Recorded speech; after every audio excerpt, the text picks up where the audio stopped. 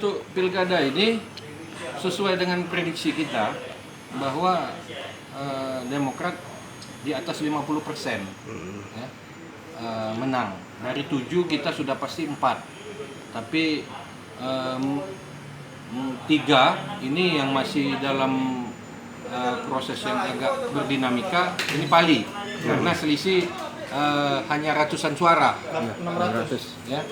Mudah-mudahan proses ini bisa ada keajaiban ya. Kalau tidak ada keajaiban, artinya ya kita tetap unggul dukungan kita di 4 kabupaten. Iya, jadi kita kan sudah berdasarkan petunjuk teknis pusat bahwa literatur untuk mendukung itu hasil survei.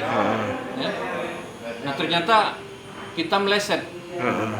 Yang kita dukung semuanya hasil surveinya tinggi.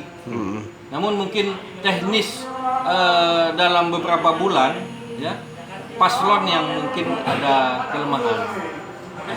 Tapi kalau secara juknis DPP kita sudah pas sama dengan 2018.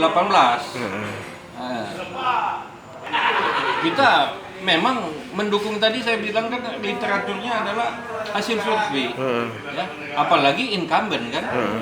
Nah tentunya ada kelemahannya ini yang mungkin kelemahan di fase akhir, ya.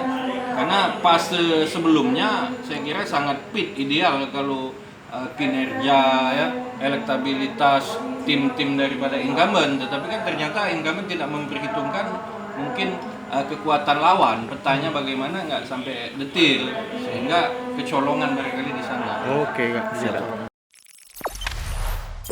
Jangan lupa subscribe, share, komen, dan like ya.